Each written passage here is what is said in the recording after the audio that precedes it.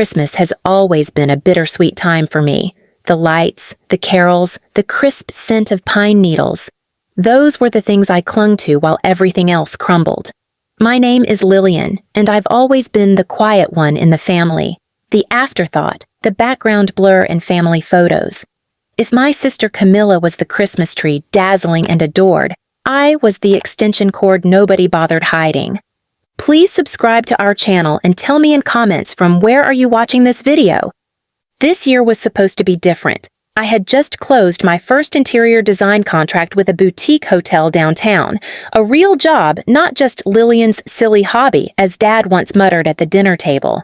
I thought maybe now I'd finally earn a seat at the table, not just physically, but emotionally. I baked cinnamon rolls the night before, wrapped thoughtful gifts for each family member, down to the exact blend of tea Mom once said she liked in passing. I showed up early, wearing a soft forest green dress and a hopeful heart. But hope, in my family, was always a dangerous thing.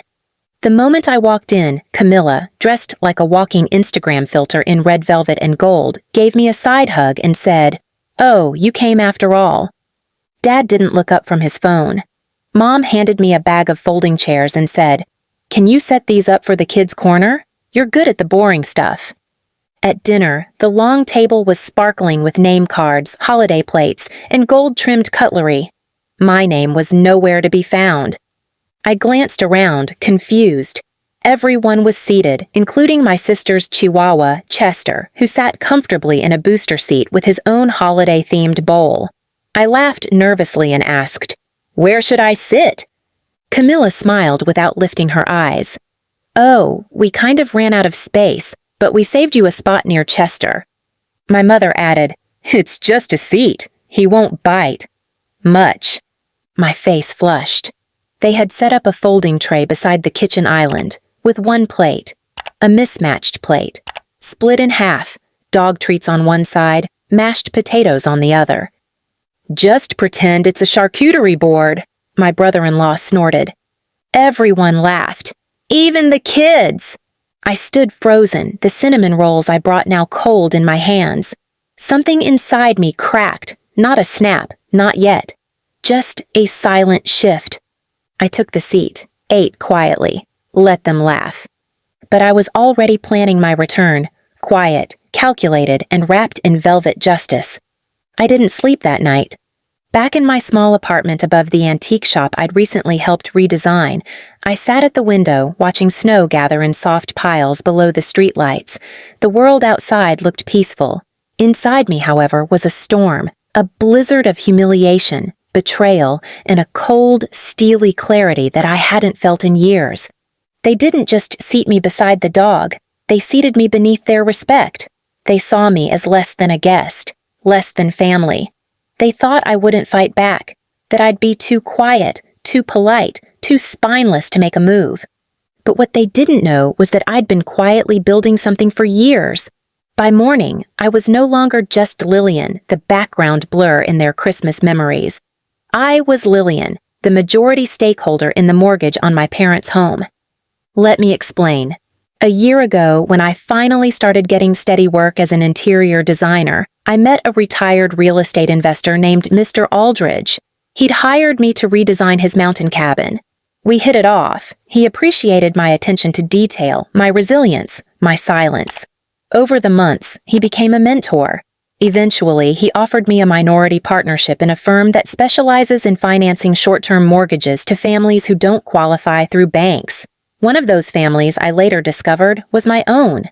When Dad's consulting firm went under quietly last spring, he had refinanced the house through a private lender. That lender was one of the many under Aldridge and Stone, the firm I now co-owned. The moment I found the documents, I knew exactly what I had to do. I called Aldridge from my kitchen. "I want to purchase the note on 47 Marigold Drive," I said. He paused. "That's your parents' house, isn't it?" "Not yet," I replied. He chuckled. "Well, it could be." The paperwork was fast-tracked. I paid off the outstanding balance and assumed the lien. As of December 27th, I officially held the note to the home I once tiptoed through to avoid being in the way. But I didn't stop there. No, I was tired of being quiet. Using the bonus I'd earned from the hotel redesign, I hired a luxury event team and began organizing a surprise New Year's Eve party. Venue? My parents' house. Decorations? Extravagant gold and silver everything. Guest list? My friends from the design industry, local journalists, influencers, and even a couple of TV producers who'd been sniffing around for holiday comeback stories. I didn't tell my parents. I didn't tell Camilla. I just sent out golden envelopes that read, New Year, New Ownership. On December 31st, I arrived an hour before the party, dressed in a fitted sapphire gown, velvet gloves, and confidence so loud it echoed. Mom opened the door wearing a bathrobe and curlers. Lillian? She blinked. What are you doing here? I smiled. Didn't you get the invite? Invite for what? For the party, I said, brushing past her. The one I'm hosting here, in my house. Your what? I handed her the deed and the notarized transfer.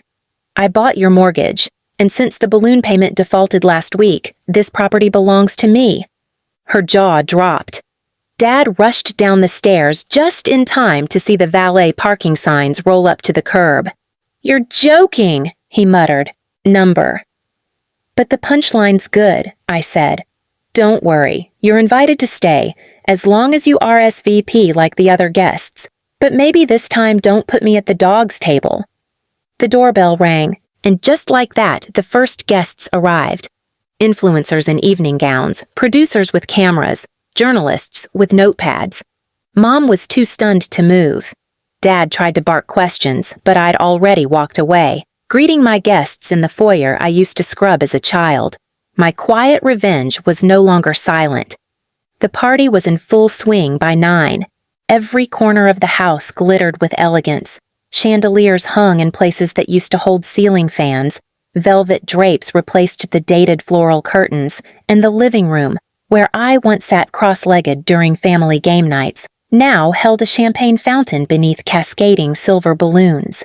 And standing beside it, sipping rosé from a crystal flute, was me.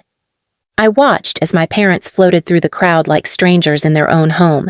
My mother's usually sharp tongue was silenced. My father, once so loud in every room, now lingered quietly at the back, his hands trembling as he clutched a borrowed glass of punch. Their discomfort? Palpable. Their humiliation? Delicious. But I wasn't done. At 10 p.m., I took the mic. The music softened. The crowd turned toward me. Ladies and gentlemen, I began, my voice steady, my heart pounding. Thank you all for coming. This night means more than you know.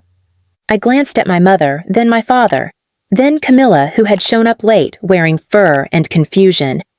Exactly 1 week ago, I was handed a paper plate at Christmas. Not just any plate, but one meant for the family dog. There was no seat for me. No name card, no warmth. I was treated like a stray. Murmurs rippled through the room. Cameras clicked. Camilla turned pale. But tonight, I continued, raising my glass, I get to toast not as their guest, but as their landlord. Because the deed you're all standing on is in my name. Gasps. Applause. Camilla dropped her clutch.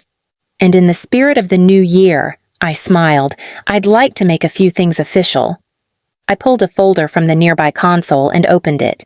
Dad, Mom, you'll have 60 days to vacate the property. I've arranged a transitional apartment for you downtown. Fully furnished, 1 bedroom, just enough space for people who always made me feel like I took up too much. My mother stumbled backward into a chair. But Camilla, I said, locking eyes with my cousin, I saved the best for you. From the folder, I pulled a printed screenshot. Remember that family trust you thought you'd inherit? The one Grandma left behind? You know, the one you pressured her into adjusting behind my back? She froze. I reversed it, I said flatly. Legally, quietly. The trust is under my stewardship now. And you've been removed for unethical conduct.